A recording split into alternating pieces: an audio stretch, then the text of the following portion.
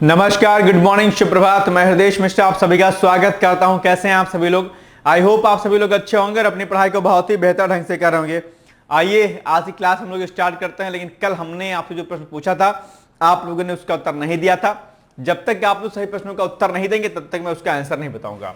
लोक लेखा समिति क्या है, आपको इसका उत्तर देना है। और मैंने आपसे कहा था कि जितनी भी समितियां होती हैं संसद की, वो सभी की सभी क्या होती हैं, आपके लिए महत्वपूर्ण होती हैं। जो भी समितियां होती सब आप लोग रेडी कर लीजिएगा एक ही तरफ से, ठीक है। चलिए आज का पहला टॉपिक क्या है? श्री गुरु हरगोबिंद गोविंद साहिब जी की ज्योत यानी कि पुण्यतिथि अभी चर्चाओं में रही है। तो सिख धर्म के जो छठे गुरु रहे हैं, ठीक है, छठे गुरु श्री गुरु हरगोबिंद साहिब। देखो बार बार श्री गुरु गोविंद सिंह का नाम आ रहा है, कोई बात नहीं। श्री गुरु गोविंद साहिब जी का ज्योत यानी कि पुण्यतिथि दिवस श्रद्धा और सत्कार के साथ अभी हाल ही में मनाया गया। और भारतीय इतिहास और सिख धर्म के विकास में उनका योगदान एक अतुलनीय रहा है, अत्यंत महत्वपूर्ण रहा है, क्योंकि उन्होंने धर्म को एक नई राजनीतिक और सैन्य दिशा जो है प्रदान की थी उस समय। ऐतिहासिक पृष्ठभूमि और उनके योगदान की अगर हम बात करते हैं तो गुरु हरगोबिंद साहिब जी का जन्म 1595 ईस्वी में हुआ था और वर्ष 1606 में मुगल सम्राट जहांगीर के आदेश पर उनके पिता पांचवें गुरु श्री गुरु अर्जुन देव जी की शहादत के बाद वे मात्र 11 वर्ष की आयु में सिख धर्म के छठे गुरु बन गए थे।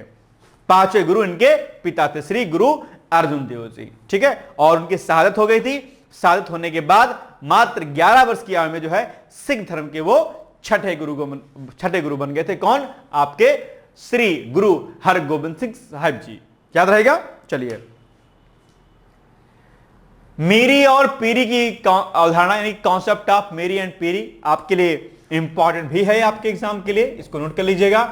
तो गुरु अर्जुन देव जी की शहादत के बाद गुरु हरगोबिंद जी ने महसूस किया कि शांतिपूर्ण धर्म की रक्षा के लिए सैन्य शक्ति की आवश्यकता है। अपने आप में उन्होंने दो तलवारें धारण की, एक मीरी सांसारिक या राजनीतिक शक्ति का प्रतीक और दूसरी पीरी जो कि आध्यात्मिक शक्ति का प्रतीक था अपने आप में। ये दोनों तलवारें दो खास चीजों को डिनोट करती थी और इन्होंने इसको धारण किया, ठीक है। तो मीरी तथा पीरी की अवधारणा क्या है, ये आपके एग्जाम में प्रश्न पूछ लेगा, आप ध्यान रखिएगा इस बात का, ठीक है। चलिए अकाल तख्त का निर्माण यानी कि 1606 में उन्होंने अमृतसर में हरिमंदिर साहिब यानी कि स्वर्ण मंदिर के ठीक सामने अकाल तख्त यानी कि ईश्वर का सिंहासन का निर्माण कराया। और यह सिखों के लिए सर्वोच्च राजनीतिक, सैन्य और न्यायिक विचार विमर्श का क्या बना? केंद्र बना अपने आप में, ठीक है। चलिए इसके अलावा सैनिकरण और लोहगढ़ किला, उन्होंने शांतिपूर्ण सिख समुदाय को योद्धा समुदाय में बदलना शुरू किया। उन्होंने अमृतसर शहर की रक्षा के लिए लोहगढ़ नामक एक किले का निर्माण भी कराया और अपनी स्वयं की सेना भी तैयार की, क्योंकि यह बहुत जरूरी हो गया था कि अगर आपको इन आक्रांताओं से अगर बचना है तो अपने आप में जो है हमें सैन्य स्तर पर क्या होना होगा? मजबूत होना होगा। और इसी परिप्रेक्ष्य में उन्होंने ऐसे बड़े कदमों को उठाने का प्रयास किया, ठीक है। बंदी छोड़ दिवस यह भी आपके लिए क्या है? इंपॉर्टेंट है, ठीक है। यानी कि मुगल सम्राट जहांगीर ने उनकी बढ़ती सैन्य शक्ति से चिंतित होकर के उन्हें ग्वालियर के किले में कैद कर लिया था।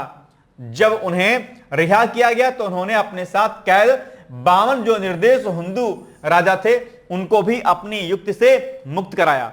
इसी ऐतिहासिक घटना की याद में सिख समुदाय दीपावली के दिन बंदी छोड़ दिवस मनाता है अपने आप में, क्योंकि इन्होंने अपने साथ में बाकी के जो 52 निर्दोष जो हिंदू राजा थे उनको भी छुड़ाने का प्रयास जो है हमारे जो गुरु हैं, छठे गुरु जो है उन्होंने किया था।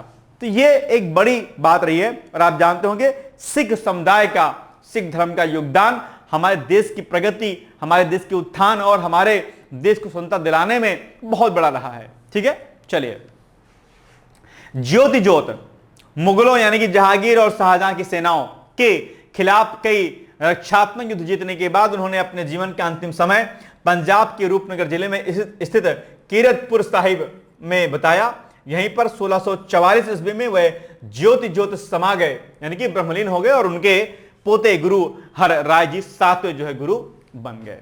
तो ये चर्चाओं में रहा है न्यूज, आप इसको याद रख लीजिएगा, ठीक है। चलिए अब इसी पर छोटा सा प्रश्न बन जाएगा जिसका आपको उत्तर देना है। चलिए, सिख इतिहास में मनाए जाने वाले बंदी छोड़ दिवस का संबंध किस मुगल सम्राट द्वारा गुरु हरगोबिंद साहिब जी को ग्वालियर के किले में कैद किए जाने की घटना से है?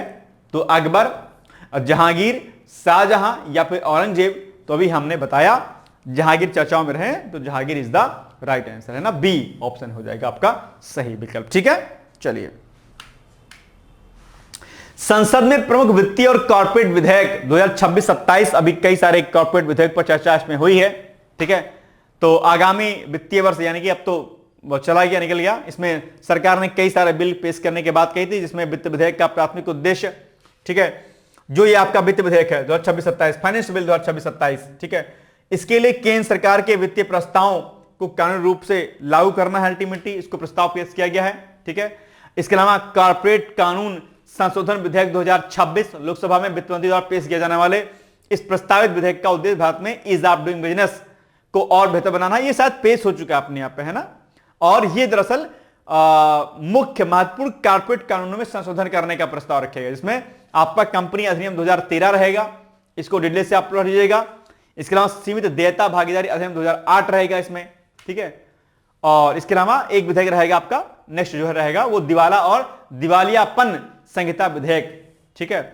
10 मार्च 2026 को केंद्रीय मंत्रिमंडल ने दिवालियापन और दिवालिया संहिता में संशोधन को मंजूरी दे दी है।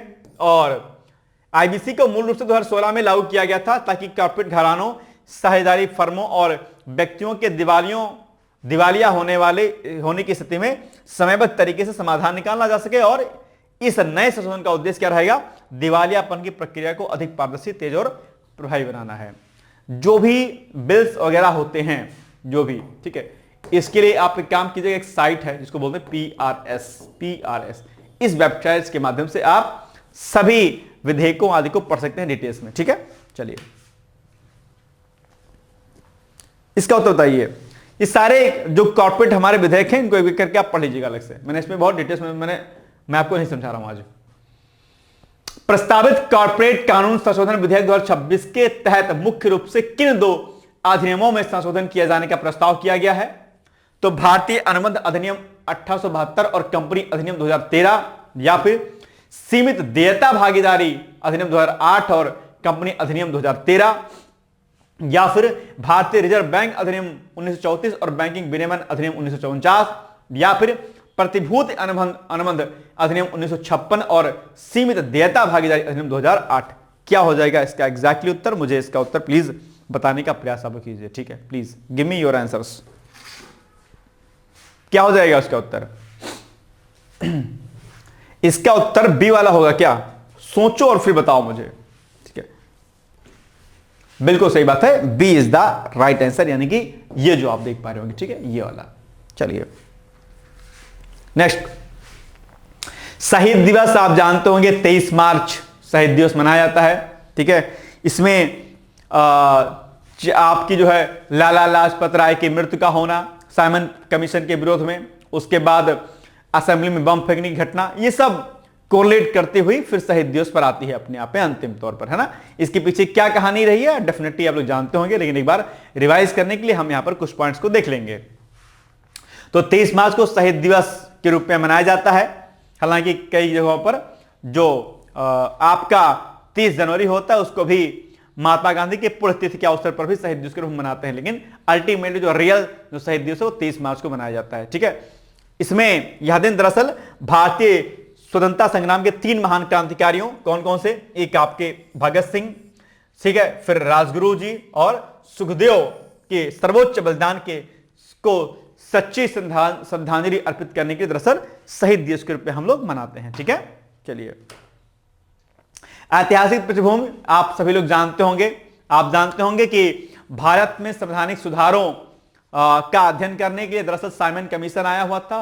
हालांकि इस पूरे कमीशन में एक भी भारतीय का ना होना अपने आप में चिंताजनक बात थी, इसी का विरोध हुआ था और जो है इसमें कोई भारतीय सदस्य नहीं था अल्टीमेटली, और इस लाहौर में विरोध प्रदर्शन के दौरान ब्रिटिश पुलिस अधिकारी जो जेम्स ए स्कॉट के आदेश पर हुए लाठी चार्ज में लाला लाजपत राय जो है गंभीर रूप से घायल हो गए थे और फिर अल्टीमेटली उनका जो है देहांत हो गया था, निधन हो गया था। ठीक है, इसी लाहौर षड्यंत्र का बदला लेने के लिए सैंडर्स की हत्या जो की बात कही गई थी, उसमें लाला जी की मृत्यु के का बदला लेने के लिए दरअसल भगत सिंह, राजगुरु, सुखदेव और चंद्रशेखर आजाद ने जेम्स ए स्कॉट को मारने की योजना बनाई, लेकिन इसमें कुछ मामला दूसरा हो गया।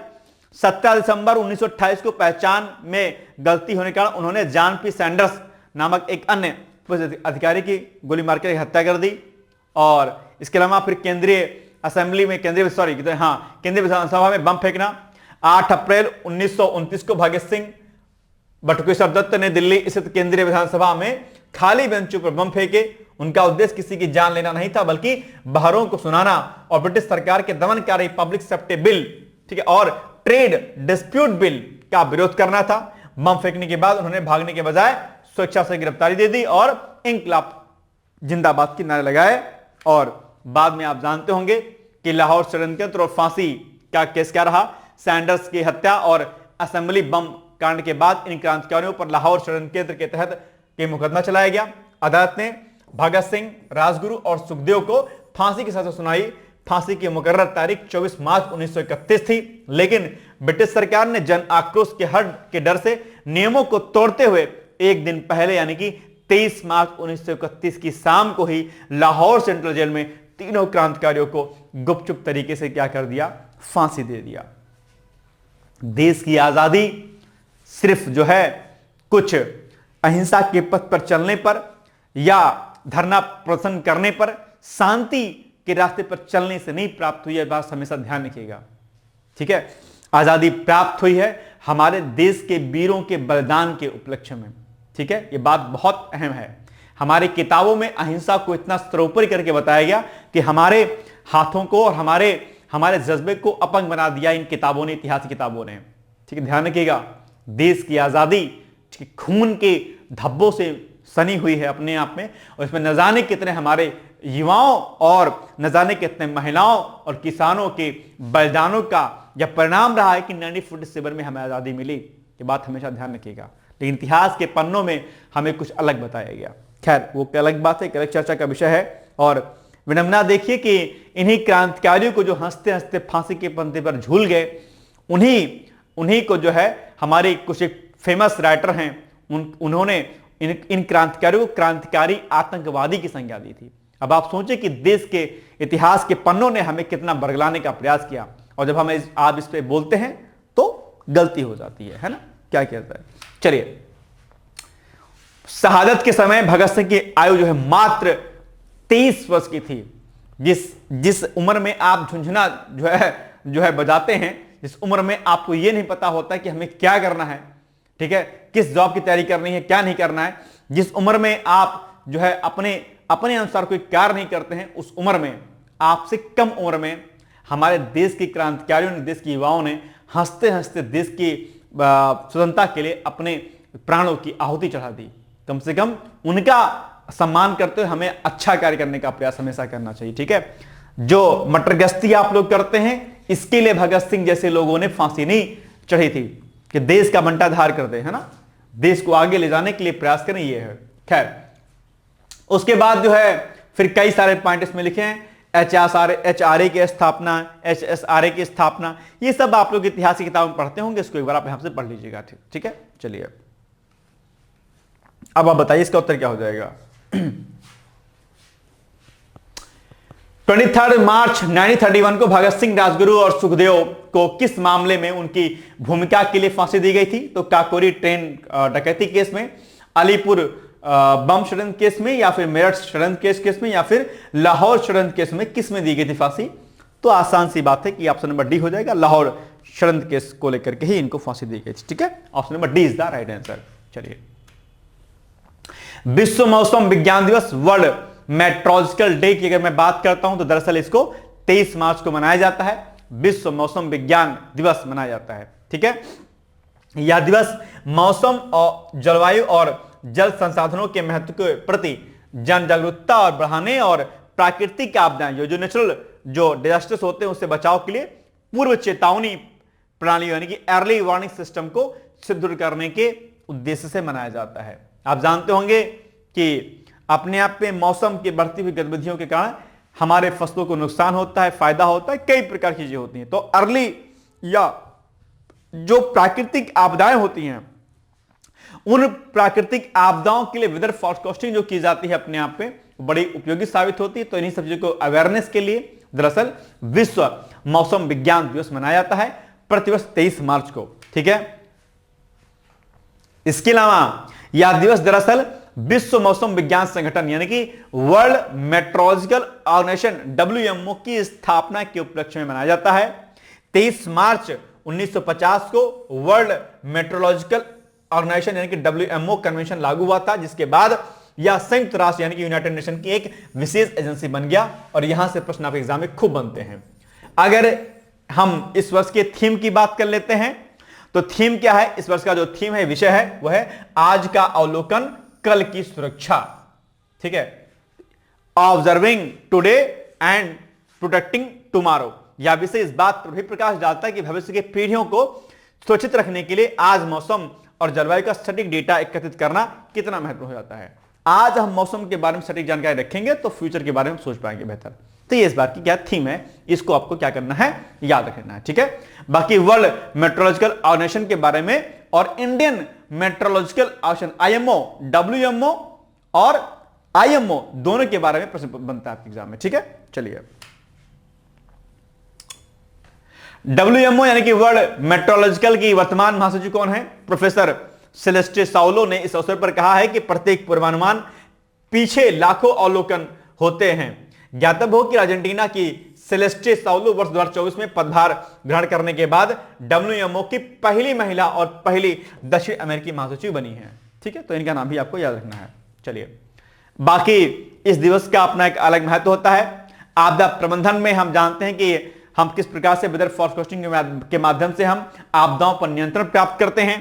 जलवायु लचीलापन, बढ़ती चरम मौसमी घटनाओं जैसे कि बाढ़, सूखा और चक्रवात के दौर में मौसम विज्ञान, कृषि विमानन, जल प्रबंधन और नीति निर्माण के लिए प्रामाणिक डेटा प्रदान करना कर सतत विकास में योगदान देता है अपने आप पे। तो ये बड़ी बातें हैं जिससे हम चीजों को कंट्रोल करने का प्रयास करते हैं। ठीक है, ग्लोबल सिग्निफिकेंस जो है इसका है, अपने आप में अलग महत्व है। बाकी आपदा प्रबंधन, ठीक है, जलवायु परिवर्तन, बाढ़, सूखा, ठीक है, सुनामी, इन सब पर अलग से प्रश्न आपके एग्जाम में निबंध के दृष्टिकोण से भी आता है और मुख्य परीक्षा के दृष्टिकोण से भी आता है और साथ ही साथ में प्री और उसके साथ में इंटरव्यू आदि में भी प्रश्न पूछा जाता है। तो इन सारे बिंदु को आप लोग क्या करिएगा, नोट कर लीजिएगा और क्लास के बाद आप लोग इसको रेडी कर लीजिएगा। ये आपका टास्क है। ठीक है, चलिए, अब आप बताइए इसका उत्तर क्या हो जाएगा प्रश्न का।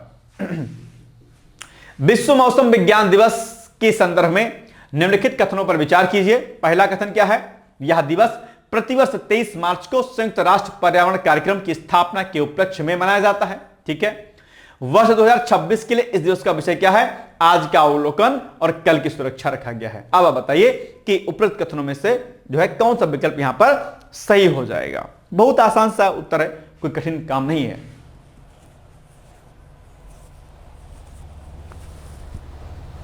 दोनों होगा क्या भाई साहब? बी होगा, केवल 2 होगा। UNEP की स्थापना के उपलक्ष्य में नहीं है WMO की है ना, यूनाइटेड नेशन एनवायरमेंट प्रोग्राम इसको बोलते हैं, यूनाइटेड नेशन एनवायरमेंट प्रोग्राम, ये नहीं है, WMO हो गया यहां पे। ठीक है, तो बस एक क्या है आपका रॉन्ग है और केवल 2 जो है क्या है सही है। ठीक है, ये सही है, आपका थीम सही है। तो बस क्या हो जाएगा, option number B is the right answer. ठीक है, चलिए, बाकी UNEP एनवायरमेंट जो है ये आपका जो है ना, ये यूनाइटेड नेशन एनवायरमेंटल प्रोग्राम जो है, इसको आप लोग एक बार रेडी कर लीजिएगा। यहां से प्रश्न आपके एग्जाम में पूछा जाता है, ये टास्क आपका है। ठीक है, इसको रेडी कर लीजिएगा।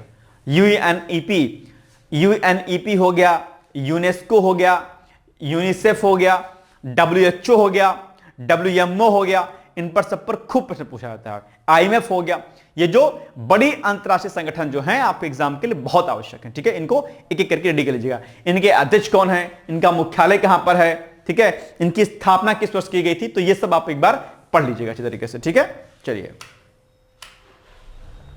जन विश्वास प्रावधानों में संशोधन विधेयक 2025 अभी हाल ही में लोकसभा में 17 मार्च 2026 को जनविश्वास प्रावधानों में संशोधन विधेयक 2025 को वापस लिया जाना अपने आप पे एक महत्वपूर्ण विधायक प्रक्रिया है। इसको वापस ले लिया गया है। इसको वापस लेने का कारण यह रहा है कि इसमें एक कमेटी बनाई गई थी और कमेटी ने जांच किया। जांच करने के बाद कहा कि इसमें और कुछ अन्य नए प्रावधानों को इसमें से जोड़ने की आवश्यकता है। इसके लिए इस बिल को वापस लिया गया। नए संशोधनों के साथ में इसको नए सिरे से जो है इसको पेश किए जाने का प्रस्ताव है आगे। ठीक है, तो ये इसीलिए अभी चर्चाओं में रहा है, ज्यादा इसमें कुछ खास नहीं बना है करना है। ठीक है, इन सिफारिशों को विधेयक के मूल मसौदे में शामिल करना है। जो सिफारिशें की गई हैं भैया, आपको इसमें और ये चीजें डालनी है। तो इन सिफारिशों के मसौदे में क्या है, ताकि इसे अधिक प्रभावी और भविष्योन्मुखी बनाया जा सके, अब सरकार एक परिष्कृत संस्करण के साथ इस विधेयक को पुनः पेश करने की योजना बना रही है। नए क्लेवर में इसको पेश किया जाएगा। ठीक है, चलिए। यह विधेयक दरअसल पहली बार व्यापारिक सुगमता को बढ़ावा देने और छोटे मोटे अपराधों को अपराध की श्रेणी से बाहर करने के उद्देश्य से इसको लाया गया था। लेकिन अभी इसमें कुछ खामियां हैं, इनमें कुछ और चीजों को इंट्रोड्यूस करके फिर इसको पेश किया जाएगा। चलिए, क्या इसका उद्देश्य प्रस्ताव है? जनविश्वास विधेयक का मूल दर्शन विश्वास आधारित क्या शासन है। इसके तहत कई कानूनों में संशोधन का प्रस्ताव है ताकि उद्योगों और नागरिकों पर अनुपालन के बोझ को कम किया सके या कुछ तकनीकी या प्रक्रियात्मक गलतियों को जो पहले आपराधिक श्रेणी में आती थी मौद्रिक जुर्माने या प्रशासनिक दंड में बदलने का प्रयास करता है। इससे न्यायपालिका पर बोझ क्या होगा, कम होगा और भारत में निवेश के अनुकूल वातावरण बनेगा। यानी कि कुछ ऐसी गतिविधियां थी जिन पर आपराधिक मामले दर्ज हो जाते थे। अब उसको सरकार ने कहा कि नहीं, छोटे मोटे विवादों को हम आपराधिक मामलों के अंतर्गत नहीं लाएंगे, इसको हम नॉर्मली रख देंगे क्योंकि इससे दिक्कत होती है व्यापार में और न्यायपालिका पर भी एक अलग से बोझ पड़ता है। तो न्यायपालिका पर बोझ को कम करने के उद्देश्य से और व्यापारिक और नागरिकों को सुविधा देने के लिए दरअसल कुछ चीजों को अपराध की श्रेणी से बाहर रखने का प्रस्ताव दरअसल इस बिल में रखा गया था। सिंपल सी साधारण सी बात है, बस आप इसमें ज्यादा आप कुछ एक्स्ट्रा मत पढ़िए। ठीक है, छोड़ दीजिए आगे। चलिए, यह कदम यह भी दर्शाता है कि सरकार विधायी प्रक्रियाओं में संसदीय समितियों के सुझावों को गंभीरता से ले रही है। ठीक है, जिससे कानून निर्माण की प्रक्रिया अधिक लोकतांत्रिक और पारदर्शी बनती है। भाई सिंपल सी बात है, इस बिल के लिए एक संसदीय जो समिति है, ठीक है, इस संसदीय समिति का गठन किया गया था और संसदीय समिति जो बनी उसने कहा कि भाई हमारी कुछ इसमें रिकमेंडेशन है, हमारे इस रिकमेंडेशन को आप मानिए और आप नए सिरे से बिल को क्या करिए, पेश कीजिए। सरकार ने इसको माना और यह दर्शाता है कि सरकार लोकतांत्रिक रूप से आगे चलने का प्रयास करती है। संसदीय जो समिति बनी उसके प्रमुख प्रावधानों को इस बिल में पेश किया जाएगा, मतलब रखा जाएगा और उसके बाद पुनः से लोकसभा में पेश किया जाएगा। इससे निश्चित तौर पर लोकतंत्र की जो धुरी है वो क्या होती है, मजबूत होती है। अगर संसदीय समिति के द्वारा प्रस्तुत जो भी रिकमेंडेशन थी अगर सरकार उसको नहीं मानती और पुनः से उसी कवर में पेश कर देती तो कहा जाता कि सरकार लोकतांत्रिक नहीं है। समितियों का जो पार्लियामेंट्री जो कमेटीज होती हैं उनके स्थापना का मूल उद्देश्य यही था कि जब भी ऐसी कोई बात हो तो समितियों का गठन किया जाए और वो अपनी अपनी सिफारिशें वो पेश करें। ठीक है, और उसको सरकार मानने का प्रयास करे। हालांकि मनी बिल के संबंध में यह एक अलग केस होता है। धन विधेयक में लोकसभा को अनन्य शक्तियां प्राप्त होती हैं, आप जानते होंगे। ठीक है, तो वित्त विधेयक और धन विधेयक में क्या अंतर होता है इसको आप एक बार अलग से पढ़ भी लीजिएगा।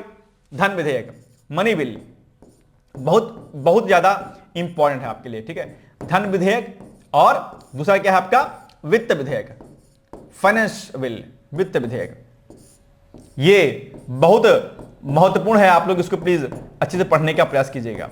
किस आर्टिकल में आता है, दोनों में क्या अंतर है, किस में किसको अनन्य शक्तियां प्राप्त हैं, इनको एक बार डिटेल्स में पढ़ने का प्रयास कीजिएगा आप लोग। ठीक है, चलिए अब प्रश्न आपके सामने आ जाएगा। लोकसभा से जन विश्वास प्रावधानों संशोधन विधेयक 2025 को वापस लेने के संदर्भ में निम्नलिखित कथनों पर विचार कीजिए। नंबर 1, इस विधेयक को केंद्रीय वाणिज्य एवं उद्योग मंत्री द्वारा प्रवर समिति की सिफारिशों के आधार पर वापस लिया गया है।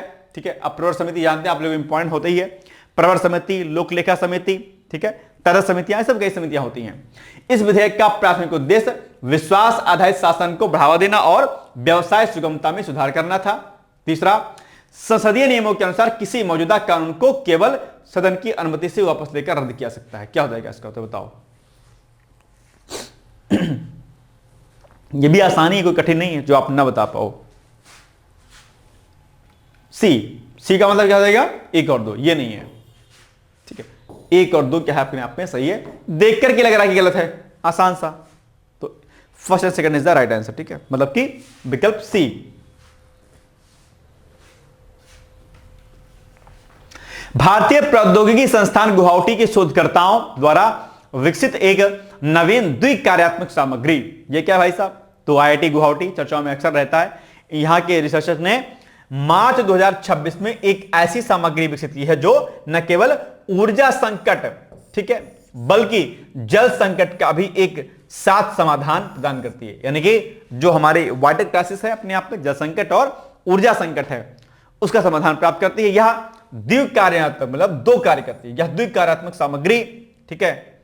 बाई फंक्शनल मटेरियल एक तकनीकी चमत्कार है जो सूर्य के प्रकाश का उपयोग करके, किसका प्रयोग करके, सूर्य के प्रकाश का प्रयोग करके हाइड्रोजन उत्पन्न करती है और खारे पानी को पीने योग्य बना देती है। तो यह बड़ी बात है अपने आप में कि सनरेज का प्रयोग किया जाएगा, इससे हाइड्रोजन बनेगी हमारी, और हाइड्रोजन के साथ साथ में जो खारा जो पानी होगा उसको हम ड्रिंकिंग वाटर में यानी कि पीने योग्य पानी में कन्वर्ट कर पाएंगे। तो यह एक बड़ी रिसर्च है आईआईटी गुवाहाटी के द्वारा, ठीक है। शोधकर्ताओं ने 2D सामग्री MXNs का उपयोग किया जो अपनी उच्च विद्युत चालकता के लिए जानी जाती है। इसमें स्थेनियम परमाणु को जोड़ करके इसकी संरचना को रिबन जैसा बनाया गया। इस संरचनात्मक अभियांत्रिकी ने हाइड्रोजन उत्क्रमण अवक्रिया के लिए आवश्यक ऊर्जा को घटाकर के मात्र 12 मिलीवोल्ट कर दिया, जो उद्योग मानक प्लैटिनम इलेक्ट्रोड से भी बेहतर है। हाइड्रोजन एक स्वच्छ ईंधन माना जाता है क्योंकि इसके उपयोग से केवल जल उप उत्पाद के रूप में निकलता है, और यह प्रक्रिया तो आप लोग जानते होंगे, जैसे इलेक्ट्रोलिसिस की प्रोसेस आप लोग पढ़ते होंगे, है ना। चलिए,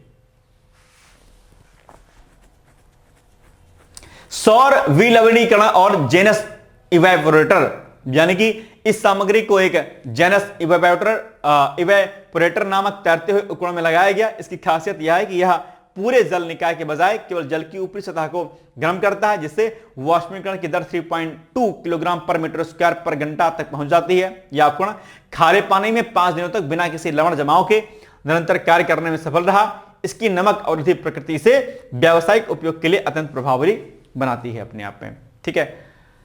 यह सामग्री सूर्य के प्रकाश यानी कि प्रकाश तापीय रूपांतरण, यह सामग्री सूर्य के प्रकाश को ऊष्मा में बदलने में बहुत दक्ष है। इस ऊष्मा का उपयोग वाष्पीकरण के लिए किया जाता है, जबकि सामग्री की विद्युत उत्प्रेरक विशेषताएं जल के अणुओं को हाइड्रोजन और ऑक्सीजन में तोड़ने में मदद करती हैं। यह नवाचार भारत के राष्ट्रीय हरित हाइड्रोजन मिशन के लक्ष्यों को प्राप्त करने और तटीय क्षेत्रों में पेयजल की कमी को दूर करने के में एक महत्वपूर्ण कदम के रूप में हम इसको आगे देख सकते हैं। तो यह बड़ी बात है अपने आप, खारे पानी को हम ड्रिंकिंग वाटर में चेंज कर पाएंगे और साथ साथ में हम हाइड्रोजन की भी उत्पत्ति कर पाएंगे, जिससे कि जो हमारा ग्रीन हाइड्रोजन मिशन है उसमें क्या होगा, फायदा होगा, क्योंकि ऐसे में कार्बन एक्सक्रीशन नहीं होता है और पोल्यूशन नहीं होता है अपने आप में, ठीक है। चलिए, बाकी ग्रीन हाइड्रोजन मिशन आप लोग अलग से पढ़ भी लीजिएगा, पूछा था एग्जाम में। चलिए, भारतीय प्रौद्योगिकी संस्थान गुवाहाटी के शोधकर्ताओं द्वारा विकसित एक नवीन द्विकार्यात्मक सामग्री के संदर्भ में निम्नलिखित कथनों पर विचार कीजिए। नंबर 1, यह सामग्री दरअसल MXNs आधारित है और इसमें उत्प्रेरक दक्षता बढ़ाने के लिए रुथेनियम परमाणु की डोपिंग की गई है। यह तकनीकी एक ही समय में हाइड्रोजन ईंधन का उत्पादन और समुद्री जल का सौर विलवणीकरण यानी कि डिस्टिलेशन करने में सक्षम है। बिल्कुल सही बात है। जेनस इवेपोरेटर में एकीकृत इस सामग्री ने खारे पानी में कार्य करते समय भारी लवण जमाव की समस्या प्रदर्शित की है। बताओ क्या हो जाएगा इसका उत्तर।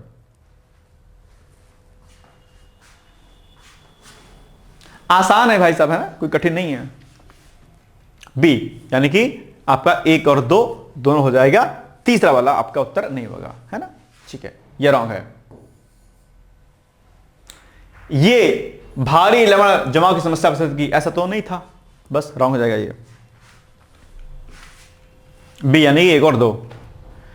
ब्रुसेल्स में आयोजित त्रिपक्षीय और द्विपक्षीय बैठक अभी हाल ही में हुई है। विदेश मंत्री एस जयशंकर की 16 मार्च 2026 की ब्रुसेल्स यात्रा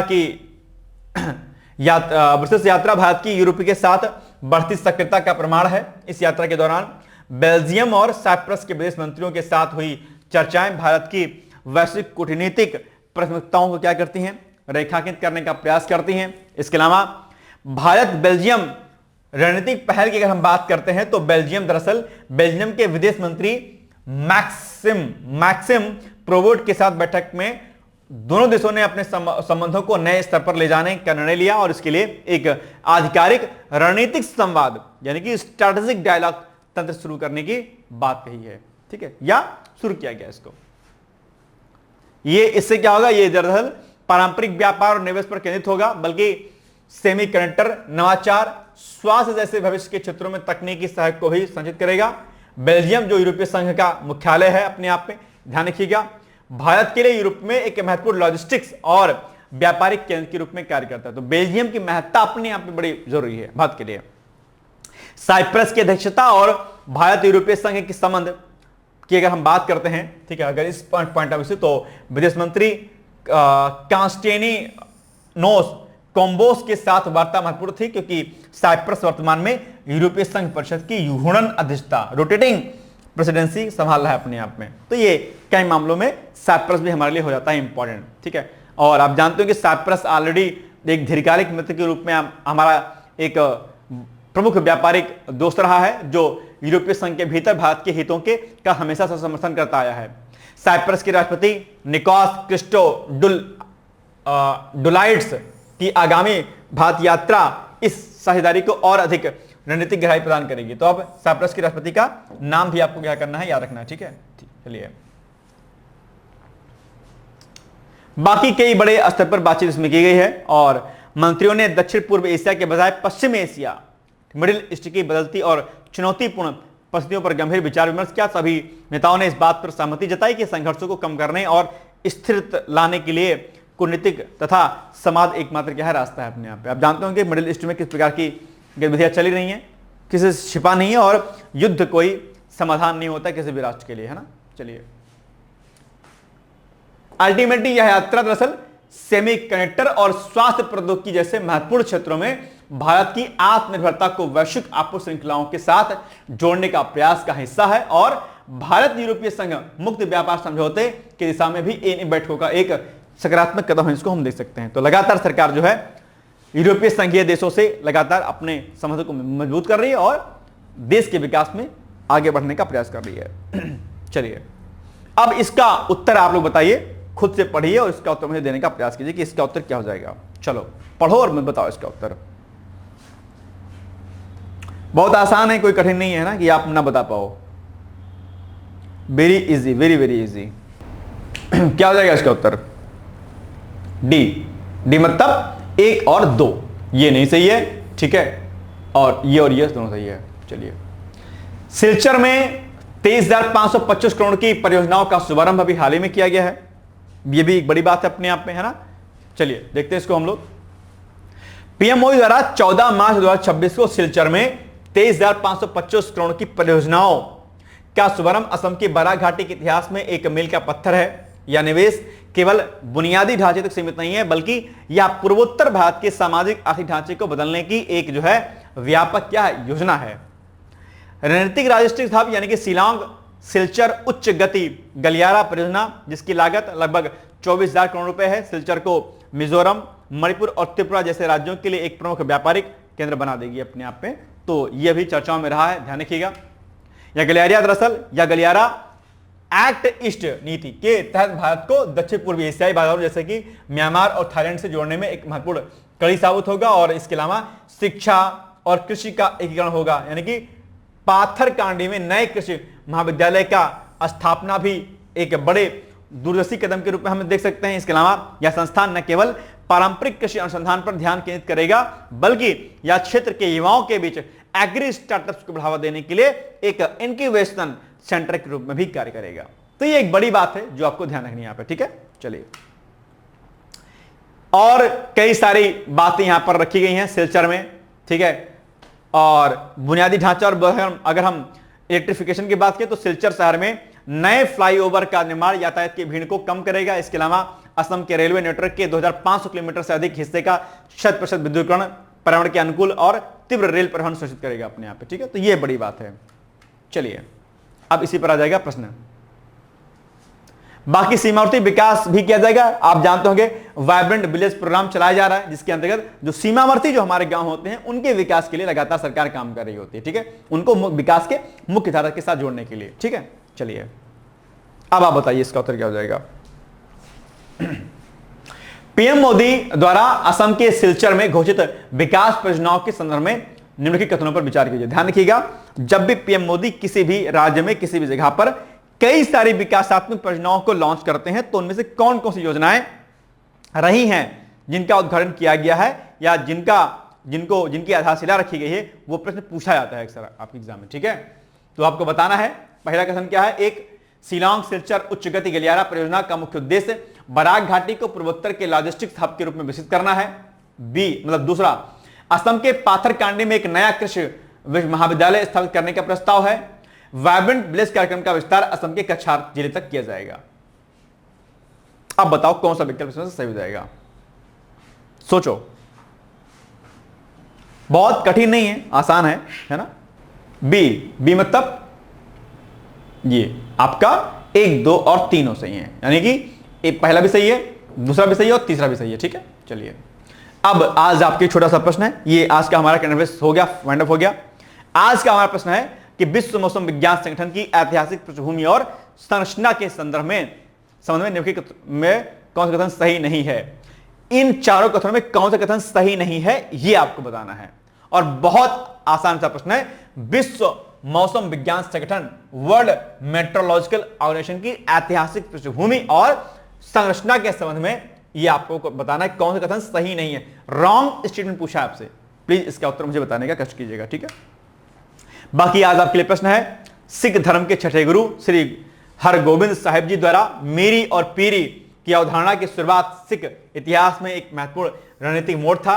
इस कथन के आलोक में सिख समुदाय के सैनिकरण और राजनीतिक शुद्धिकरण में उनके योगदान का क्या करना है, आपको मूल्यांकन करना है कि इन्होंने क्यों इसकी बात कही थी या इसको धारण किया था, और जिस प्रकार से अपने राज्य को मजबूत करने के उद्देश्य से जो सैनिकरण किया गया था उसकी क्या अवधारणा थी, उसको आपको यहां पर लिखना है, ठीक है। बाकी अब आपके सामने छोटा सा एडवर्टाइजमेंट है, यहां पर डिकोड एग्जाम के सभी कोर्सेज के नाम लिखे गए हैं, यहां पर कूपन कोड लिखा गया, उसके बाद उसकी रियल फीस उधर लिखी गई है लास्ट में। आप चाहें तो हमारे इसमें से किसी भी कोर्स में संकल्प बैच, बीओ का बैच, यूपीसीएस प्रीलिम्स का batch, PCS foundation batch, Allahabad high court, लेखपाल करंट अफेयर्स का booster batch, SA for all examination, PCS pre test series, लेखपाल बैच, जो भी आपको लेना है उसके लिए आप चाहें तो हमें हमारे कॉन्टैक्ट नंबर इन पे जो है आप संपर्क कर सकते हैं डायरेक्टली, ठीक है। तो ये हो गया हमारा आज का अपडेट। बाकी हम लोग मिलेंगे कल, तब तक आप लोग पढ़ते रहिए, मस्त रहिए, मुस्कुराते रहिए, आगे बढ़ते रहिए। बहुत धन्यवाद है, all the best, thank you so much, bye bye, take care, thank you. क्या आप लोक सेवा आयोग उत्तर प्रदेश की ROA परीक्षा में सफल होकर सचिवालय में समीक्षा अधिकारी जैसे प्रतिष्ठित पद पर चयनित होना चाहते हैं? क्या आपके पास व्यस्त दिनचर्या या व्यक्तिगत परिस्थितियों के कारण नियमित पढ़ने के लिए समय की कमी है, इसलिए एक दिन में आप 8 से 10 घंटे नहीं पढ़ सकते हैं? क्या आपका संकल्प है कि सचिवालय में समीक्षा अधिकारी बनना ही बनना है और आप उसके लिए सही मार्गदर्शन की तलाश कर रहे हैं? यदि आपके इन तीनों प्रश्नों के उत्तर हाँ हैं, तो आपकी खोज अब समाप्त होती है और आपके सपने को साकार करने के लिए आगामी समीक्षा अधिकारी परीक्षा की सुव्यवस्थित तैयारी हेतु डिकोड एग्जाम लाया है अभ्युदय बैच। अभ्युदय बैच में आपको आगामी ROA परीक्षा के प्रारंभिक और मुख्य परीक्षा के पूरे पाठ्यक्रम को अभी से एक साथ बहुत ही बेसिक लेवल से video lecture, PDF notes, test series और उत्तर लेखन कार्यक्रम के माध्यम से पूरे विस्तार से पूर्ण कराया जाएगा। हमारे अभ्युदय बैच की सबसे बड़ी विशेषता है कि इसमें साप्ताहिक टारगेट्स के अनुसार कम से कम 5 घंटे भी पढ़कर कोई अभ्यर्थी पूरा पाठ्यक्रम अच्छे से तैयार करके परीक्षा में सफलता अर्जित कर सकता है। अभ्युदय बैच में अनुभवी और समर्पित शिक्षकों द्वारा आधारभूत मानक पुस्तकों एवं स्रोतों पर आधारित पाठ्य सामग्री उपलब्ध कराई जा रही है, जिससे पाठ्यक्रम को सभी आयामों से कवर किया जा सके। इस बैच में पाठ्यक्रम को इस विस्तार से पढ़ाया जा रहा है कि इसमें प्रवेश लेकर आप न केवल ROA परीक्षा बल्कि अन्य कई समकक्ष परीक्षाओं को भी एक साथ ही टारगेट कर सकते हैं।